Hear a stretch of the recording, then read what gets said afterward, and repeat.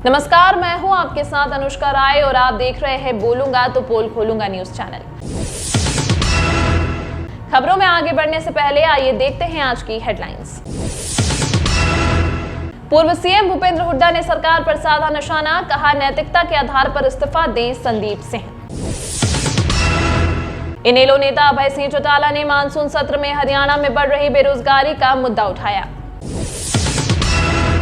बालिग पहलवानों का यौन शोषण केस, ब्रजभूषण शरण सिंह के खिलाफ दिल्ली कोर्ट में होगी सुनवाई, तय किए जाएंगे आरोप। मदुरई ट्रेन हादसे में मुख्यमंत्री योगी ने जताया शोक, यूपी सरकार ने जारी किया टोल फ्री नंबर। चंद्र मिशन की सफलता के बाद इसरो आदित्य L1 सूर्य मिशन के लिए तैयार, 2 सितंबर को करेगा प्रक्षेपण। आरटीए में 62 लाख के बाद अब 5 करोड़ का गबन, 4 अधिकारियों के खिलाफ दी गई शिकायत। हरियाणा पुलिस कर्मियों की ड्यूटी 8 घंटे करने की मांग, दिलावर बोले लगातार 24 घंटे काम नहीं कर सकते, केंद्र की तर्ज पर मिले भत्ता। रोहतक में युवती घर से भागी, भाभी के फोन से युवक के साथ करती थी बात, पहले भी हुई थी फरार।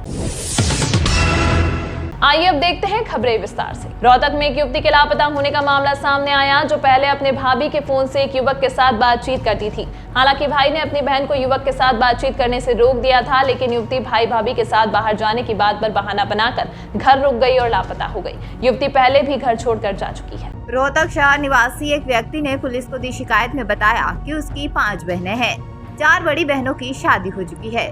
वहीं उसकी सबसे छोटी करीब 19 वर्षीय बहन अभी अविवाहित है।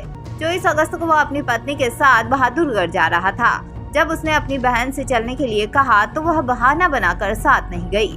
पीड़ित ने पुलिस को शिकायत दी है कि उसकी बहन बिना बताए घर से चली गई है, उसकी तलाश की जाए। खुद भी अपने स्तर पर भी तलाश के प्रयास किए, जिसके आधार पर पुलिस ने मामला दर्ज कर युवती की तलाश शुरू कर दी, लेकिन अभी तक कोई सुराग नहीं लगा। चंडीगढ़ में हरियाणा पुलिस संगठन और all India police men's federation के राष्ट्रीय अध्यक्ष दिलावर सिंह ने राज्य सरकार से पुलिस कर्मियों की मांगों को जल्द से जल्द हल किए जाने की मांग की। उन्होंने कहा कि पुलिस कर्मियों की ड्यूटी 24 घंटे के बजाय 8 घंटे की जानी चाहिए, क्योंकि कोई भी इंसान लगातार 24 घंटे तक काम नहीं कर सकता। वह पिछले काफी लंबे समय से पुलिस कर्मियों के हक और मांगों को लेकर राज्य के मुख्यमंत्री मनोहर लाल और नेता प्रतिपक्ष भूपेंद्र सिंह हुड्डा सहित अन्य राजनीतिक दलों के नेताओं से मिलकर अपनी मांग रख चुके हैं। उनका मानना है कि प्रदेश की जनता को इंसाफ दिलाने वाली पुलिस को अब तक उनकी मांगों में कोई इंसाफ नहीं मिला है। दिलावर सिंह ने कहा कि 1970 में जो तीसरा वेतन आयोग लागू हुआ था, उसमें अभी तक कोई संशोधन नहीं किया गया है। हरियाणा पुलिस के कर्मचारियों का बेसिक पे 49,400 रुपए किया जाना चाहिए। इसके अलावा रिस्क अलाउंस को बढ़ाकर 10,000 किया जाना चाहिए। ट्रेवलिंग अलाउंस भी परमानेंट सैलरी के साथ जोड़ा जाना चाहिए। संगठन की तरफ से मांग की गई है कि केंद्र सरकार द्वारा जो पुलिस बल को भत्ता दिया जाता है, उसके हिसाब से हरियाणा में भी दिया जाना चाहिए। हरियाणा में राशन भत्ता 600 रुपए दिया जाता है, जबकि केंद्र सरकार की तरफ से यह 4,000 रुपए है। इसके अलावा वर्दी भत्ता केंद्र के अनुसार 10,000 रुपए मिलना चाहिए। यातायात पुलिस को चालान का टारगेट दिया जाता है, जो कि पुलिस के लिए एक बहुत बड़ी टेंशन है। इस टारगेट के कारण पुलिसकर्मी सीधे साधे लोगों को निशाना बनाते हैं। ऐसे में सरकार की तरफ से यातायात पुलिसकर्मियों को टारगेट नहीं दिया जाना चाहिए। जो लोग नियम के खिलाफ गाड़ियां चलाते हैं, उनका चालान जरूरी है, लेकिन टारगेट की वजह से पुलिसकर्मी दबाव में काम करते हैं। गोहाना के विधायक जगबीर मलिक ने विधानसभा में किसानों के मुआवजे का मुद्दा उठाया। उन्होंने कहा कि किसानों की दुश्मन बनी भाजपा सरकार। किसानों की जमीन पर बनने वाले हाईवे पर टोल टैक्स नेशनल हाईवे वाला लगेगा, लेकिन किसानों को जमीन का मुआवजा मार्केट रेट वाला भी नहीं मिल रहा। गोहाना के विधायक जगबीर मलिक ने विधानसभा में किसानों के मुआवजों का मुद्दा उठाया। उन्होंने कहा कि किसानों की दुश्मन बनी भाजपा सरकार। किसानों की जमीन पर बनने वाले हाईवे पर टोल टैक्स नेशनल हाईवे वाला लगेगा, लेकिन किसानों को जमीन का मुआवजा मार्केट रेट वाला भी नहीं मिल रहा।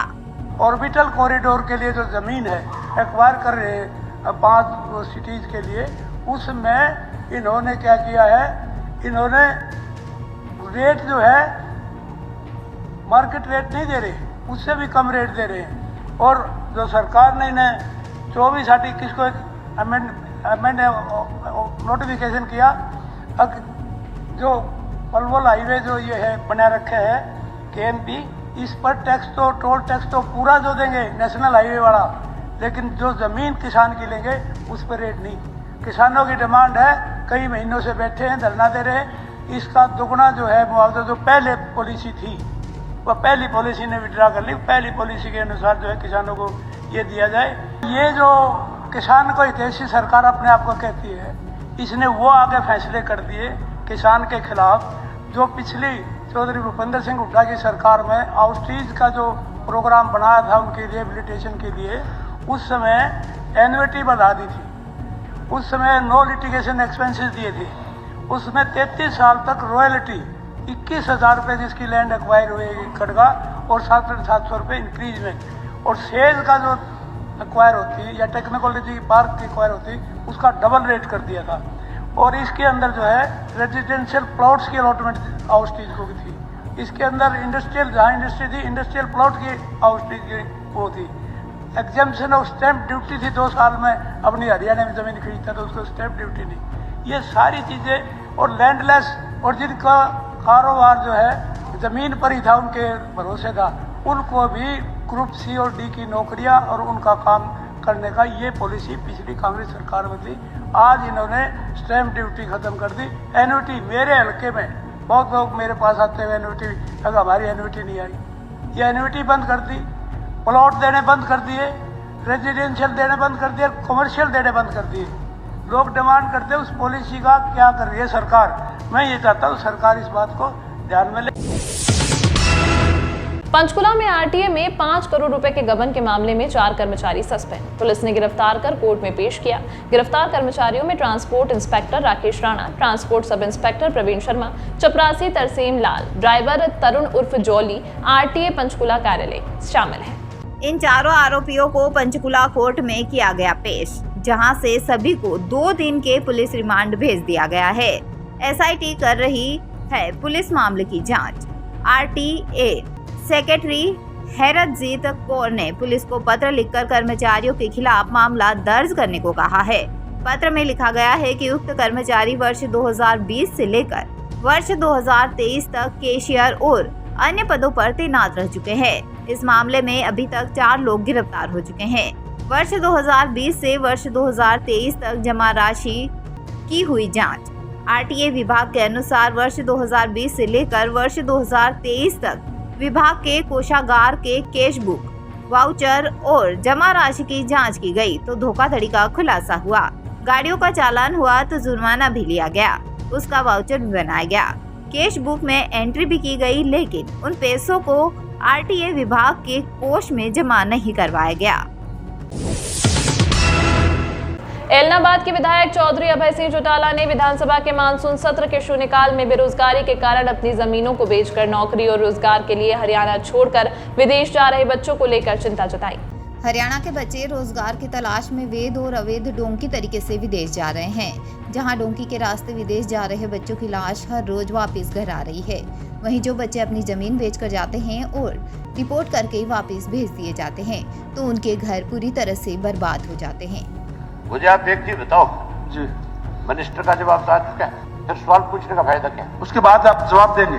नहीं, जवाब तो आज क्या आया है, इस पे आप प्रश्न पूछ सकते हैं। अभी जो अभी आपके पास आया है, मैं बात वही आपसे पूछ रहा हूँ। हाँ, कि जवाब सिर्फ यही आया है या और जो हम सवाल पूछेंगे उनका जवाब भी आएगा? उसके बाद आप जो पूछ रहे हो, आप जो पूछ रहे हो पीछे खड़ा क्यों सिखा है? पहले तो उसको हटाओ पीछे। हाउस वो चला रहा है आप चला रहे? बोल रहे ये बार खोल कर आ रहे। ऐसे नहीं, चौधरी अभय सिंह चौटाला जी बोल रहे ये बार खोल कर आ रहे। आप फिर रोड बात होगी आपकी शुरू के बात है क्या? अब आपने खड़ा कर दिया, आप बैठ जाओ। महोदय अभय सिंह जी आप बोलो प्लीज। आपने खड़ा कर दिया, आपने ही खड़ा कर दिया। उठाओ इनको पहले दोबारा। कभी थारा मंत्री खड़ा हो जाए, कभी कोई एमएलए खड़ा हो जाए। आप अमित साहब कंट्रोल नहीं है जी। किरण चौधरी जी कोई बात है क्या? आप सीनियर मेंबर हैं, आपको कहते हुए अच्छा लगता है कैसे? नहीं, आपकी कोई बात रिकॉर्ड में नहीं जा रही। आप बैठिए। आप अध्यक्ष महोदय, आपने ये तो कह दिया कि एक एक क्वेश्चन पूछ सकते हो, लेकिन जो क्वेश्चन पूछे जाएंगे उनके आंसर भी आएंगे कि नहीं आएंगे, और आंसर से कोई सेटिस्फाई नहीं होगा तो क्या वो सप्लीमेंट्री पूछ सकेगा कि नहीं पूछ सकेगा? पहले तो आप ये बताओ मुझे। ऐसा कॉलिंग अटेंशन है। हाँ, ऐसा आप पहले ही वक्तव्य दे दिया। आप कॉलिंग अटेंशन में ही ये सारी चीजें पूछी जाती है, और जब कोई मंत्री सही से जवाब ना दे तो जो कॉलिंग अटेंशन का हिस्से लेने वाला है वो उससे पूछ सकता है कि भी आपने मेरे क्वेश्चन का आंसर सही से नहीं दिया। आप पूछने के लिए तो कह रहे हैं। नहीं, मैं यही तो कह रहा हूं वक्तव्य ना। दिया ना अभी इन्होंने। उसके बाद हमारा जो आंसर जवाब दिया आएगा, जाता है। हमारा जो आंसर आएगा उसके बाद अगर हम उस आंसर से सेटिस्फाइड नहीं है तो क्या हम उसमें फिर सप्लीमेंट्री नहीं, उसके बाद फिर डिबेट नहीं होगी उसमें। क्यों ना, तो फिर फायदा क्या इसका? ना, जो फिर फायदा क्या? आज कोई नई चीज थोड़ी है कोई। फिर आप ये आज कोई बताओ। नई चीज तो नहीं है ये। आप मुझे कुंडू साहब आप बार बार क्यों खड़े हो जाते हैं भाई? आपकी बारी है क्या? आपकी बारी है क्या? जब आपको अलाउ नहीं कर रहे आप क्यों नहीं, ऐसे नहीं चलेगा। नहीं, आप बैठिए, आप बैठिए। मैं आपको वार्न कर रहा हूं कि आप बैठिए, बैठ जाइए आप। मुझे आप एक चीज बताओ जी। मिनिस्टर का जवाब तो आ चुका है, फिर सवाल पूछने का फायदा क्या? उसके बाद आप जवाब देंगे। नहीं, जवाब तो आज क्या आया है, इस पे आप प्रश्न आपने- पूछ सकते हैं। अभी आपके पास आया है। मैं बात वही आपसे पूछ रहा हूँ हाँ, कि जवाब सिर्फ यही आया है या और जो हम सवाल पूछेंगे उनका जवाब भी आएगा? उसके बाद आप जो पूछ रहे हो, आप जो पूछ रहे हो वो पीछे खड़ा के सिखा है। पहले तो उसको हटाओ पीछे। हाउस वो चला रहा है, आप चला रहे हो। देर कान के पास लगी आगे। मैं इन वाले नहीं, आप वाली बात का जवाब दे रहा हूँ। नहीं, मैं पूछूं ये चला रहा है हाउस का। नहीं, मैं आपकी बात का ही जवाब दे रहा हूँ कि इसको हटाओ पहले यहाँ से। हटाए किस लिए? आगे खड़े हो जाते हैं साथ में, ये ना कान में बोलते रहे कुछ में। आप स्पीकर हो, आप हाउस को चला रहे हो, डिप्टी स्पीकर हो, आपकी जिम्मेवारी है। ये थोड़ा ही मैं इसके कान में बोले जाऊंगा, यो बोले जाऊंगा। आपको तो वो पढ़ा रहा है सारा। वो अपनी ड्यूटी कर रहे हैं। वो ड्यूटी नहीं कर रहा, वो ड्यूटी सिर्फ रूल्स की कर सकता है, बाकी गाना कुछ नहीं कर सकता हूँ। हाँ, तो वो कितनी देर से देख रहा हूं मैं, ये आके आप प्रश्न पूछे प्लीज। आप कहते हो तेरा टाइम हो गया। आप प्रश्न पूछे। मैंने जो पूछा आपसे, मुझे आप ये बताओ कि क्या हमारे क्वेश्चन का आंसर आएगा? आज कोई नया कॉलिंग अटेंशन आया है क्या जी? ये बताओ। आज कोई नया आया है क्या? नहीं, नया नहीं है। आज नया तो नहीं आया। आज जो जैसे पहले कॉलिंग अटेंशन आते रहे हैं, हाँ। जिस तरीके से जवाब दिए गए हैं उसी तरीके से अब दिया जाएगा। सुन लो आप। हाँ जी। हमेशा कॉलिंग अटेंशन के ऊपर जो है सप्लीमेंट्री पूछे जाते हैं और उस सप्लीमेंट्री का मिनिस्टर को जवाब देना पड़ता है। सप्लीमेंट्री का ही तो वो कई दफा विवाद। आप अब सप्लीमेंट्री जो पूछ रहे हैं, हाँ। वो नोट कर रहे हैं। उसका जवाब आएगा कि नहीं? मैं ये पूछ रहा हूँ। देंगे ना जवाब? देंगे जवाब। तो ये जवाब तो आप कह रहे हो कि जवाब में भेज रखे पहले। आप क्वेश्चन पूछ रहे हो, इसी वक्तव्य दिया, इसी पे तो पूछ रहे हो आप। भाई मैं जो चीज पूछ रहा हूं आपसे कि मेरे क्वेश्चन का आंसर आएगा, मैं उस पर सप्लीमेंट्री पूछूंगा, अगर वो सही नहीं आएगा जवाब तो नहीं, बाद में और नहीं पूछोगे, अभी पूछोगे। क्यों? बाद का जवाब आ जाएगा। फिर मेरे सवाल का जवाब क्या हुआ? ऐसा मेरे सवाल का जवाब क्या आया? जवाब आएगा जब भी सप्लीमेंट्री पूछेंगे। अगले से पूछ लो। जवाब आएगा तो नहीं रखा, सवाल का जब इनके सवाल का जवाब आ जाएगा जब भी तो ये सप्लीमेंट्री पूछेंगे। अभी क्या सप्लीमेंट्री कैसे पूछेंगे? तो अभी ये वक्तव्य तो दिया है ना, उस पे बात पे जवाब तो उसी पे आप पूछ रहे हैं। आप एक बात का सवाल पूछ रहे हैं कि ये सप्लीमेंट्री उसके बाद जवाब दे देंगे इसके बाद। या जब सब प्रश्न पूछ लेंगे तो मंत्री जी उसके बाद जवाब देंगे। अगर हर बार सवाल का हर बार मंत्री जवाब देगा, संभव नहीं है जी। अरे भाई, जायज बात का तो जवाब देना पड़ेगा कि नहीं देना पड़ेगा? ऐसा है। आप जवाब दे दो, झूठ मूठ जो मर्जी बोल दो, मान लेंगे। जवाब दिया जाता है, एक मिनट, जवाब दिया जाता है और ये जवाब दे देंगे, लेकिन क्लैरिफिकेशन हर टाइम पूछी जाती है, पार्लियामेंट में पूछी जाती है। अब क्लैरिफाई नहीं पूछ सकते? ये सारे क्या नए कानून का कोई कहाँ से आ जवाब गया? यही है, अभी तक प्रथा यही है कि पहले मंत्री आप पूछो अभय सिंह जी। उसके बाद मैं सवाल नहीं कर रहा। नहीं नहीं, सवाल करते हैं, प्रथा ये भी है, यही प्रथा है जी। कमाल करे, प्रथा नहीं डाल रहे। प्रथा ये भी है, क्लैरिफिकेशन पूछ सकते हैं हम, सवाल फिर आगे भी होगा, क्लैरिफिकेशन पूछ सकते हैं। ये आप प्रथा पूछो, प्रश्न पूछो जी आप। मैं पूछूं, मेरे क्वेश्चन का जवाब आएगा कि नहीं, पहले ये बताओ। आप जो भी आप प्रश्न पूछेंगे, हाँ, माननीय मंत्री महोदय उसको नोट कर रहे हैं। जवाब और आएगा कि नहीं भाई? जवाब तो आएगा, तो नोट किस लिए कर रहे हैं? और जवाब अगर सही नहीं आया तो क्लैरिटी और आपको दे दूं, ये फिर आप रूल की धज्जियां उड़ा रहे हैं। इसमें लिखा हुआ है जवाब देना है, आज देना है, बाद में लिखित में देना है या नहीं देना।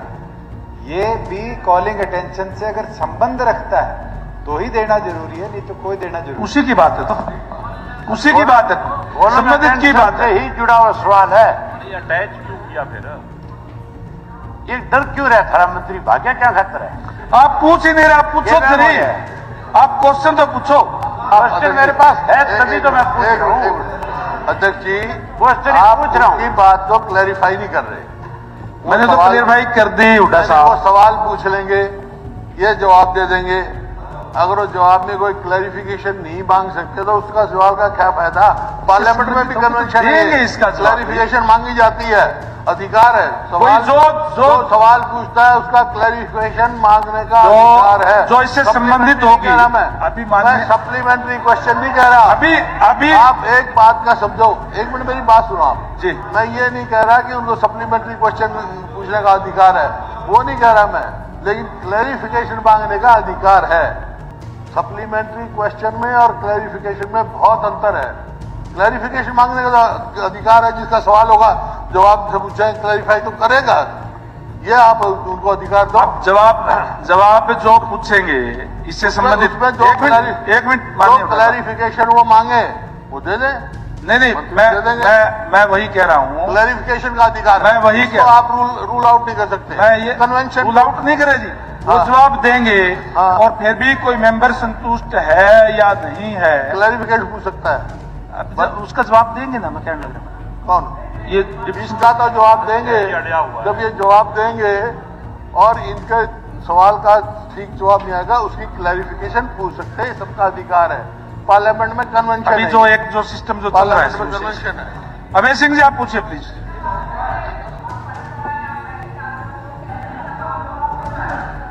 ठीक चल रहा है जी। पूरा दिहाड़ी पे आ रहे हैं कि फर्क पड़ रहे हैं जी? पूछो साहब, आप पूछो तो सही। जो मैंने पूछा वो मेरी बात का जवाब आप दोगे कि नहीं दोगे? दे दिया जवाब। पूछो, प्रश्न पूछो आप। प्रश्न पूछे बिना जवाब क्या देंगे? उपाध्यक्ष महोदय, क्लैरिफिकेशन का उसका अधिकार है। कह रहे आप वो प्रश्न पूछ रहे हैं साहब, आप फिर क्लैरिफिकेशन का अधिकार है ना उसको। उनको प्रश्न तो नहीं, पूछ रहे हैं। आप रूलिंग दे दो मेरे को, क्लैरिफिकेशन का अधिकार है कि नहीं अधिकार है, बस। आप वो फिर आ गया। क्लैरिफिकेशन उनको प्रश्न तो पूछ लेने दो, बिना प्रश्न की क्या नहीं, वो फिर आप फिर बात घुमा रहे हो, आप उनको प्रश्न पूछ फिर रहे आप बात घुमा रहे हो।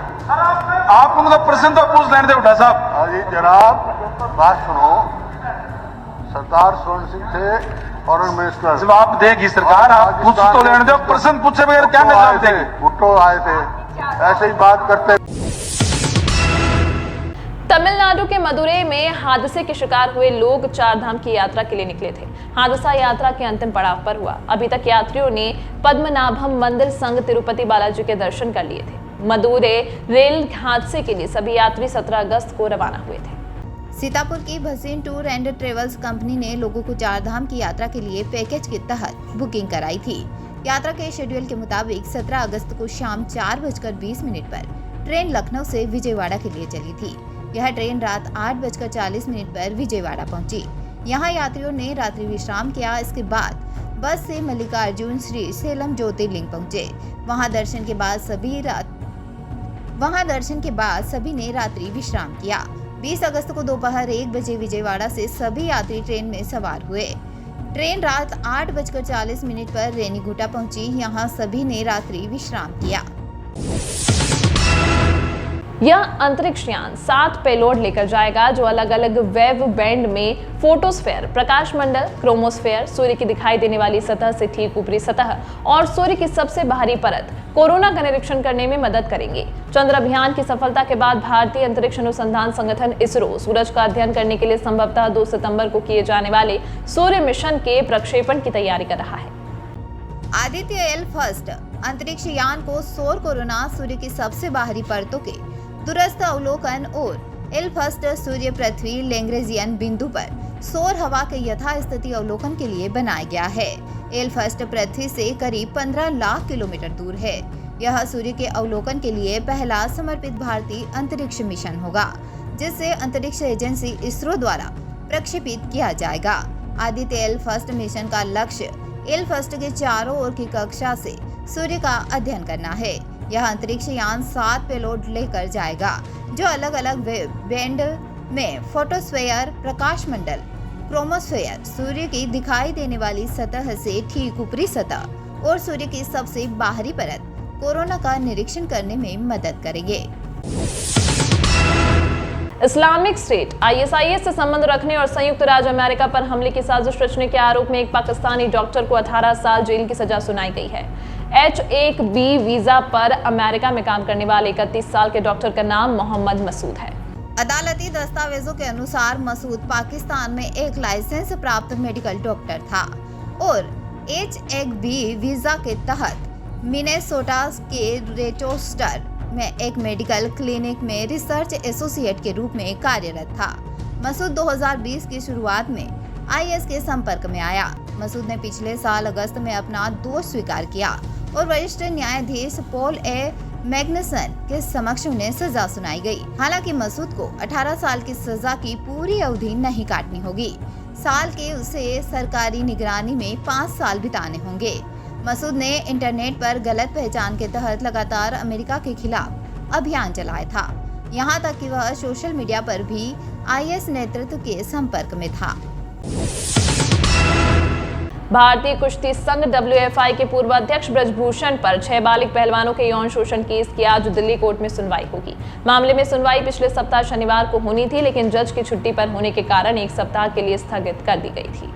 आज की सुनवाई में आरोप तय किए जाएंगे। इससे पहले मामले में 20 जुलाई को ब्रजभूषण शरण सिंह और WFI के सस्पेंड सहायक सचिव विनोद तोमर को अतिरिक्त मुख्य मेट्रोपॉलिटन मजिस्ट्रेट हरजीत सिंह जसपाल ने जमानत दे दी थी। पहलवान बजरंग पुनिया, विनेश फोगाट और साक्षी मलिक सहित अन्य नामी पहलवानों ने यौन उत्पीड़न पहलवान बजरंग पुनिया, विनेश फोगाट और साक्षी मलिक सहित अन्य नामी पहलवानों ने यौन उत्पीड़न के आरोप लगाकर ब्रजभूषण के खिलाफ कार्रवाई की मांग करते हुए इसी साल जनवरी में धरना प्रदर्शन की शुरुआत की थी। कई दिनों तक दिल्ली के जंतर मंतर पर धरना दिया था। इस बीच ब्रजभूषण शरण सिंह के खिलाफ दिल्ली पुलिस ने केस दर्ज कर लिया था। नूंह में नेट बंद होने पर हुड्डा ने कहा कि यात्रा कोई भी निकाल सकता है, सुरक्षा की जिम्मेदारी सरकार की है। सरकार को पता था कि नूंह में हिंसा हो सकती है, लेकिन उन्होंने कोई कदम नहीं उठाया। ये सरकार की विफलता है। हरियाणा के पूर्व CM और नेता प्रतिपक्ष भूपेंद्र सिंह हुड्डा शनिवार को प्रदेश सरकार पर जमकर बरसे।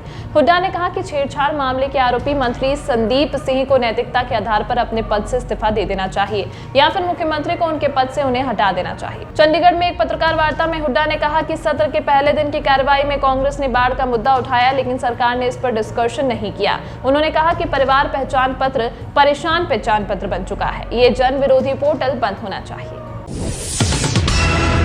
इसी तरह की तमाम महत्वपूर्ण खबरों के लिए देखते रहिए बोलूंगा तो बोल खोलूंगा न्यूज चैनल।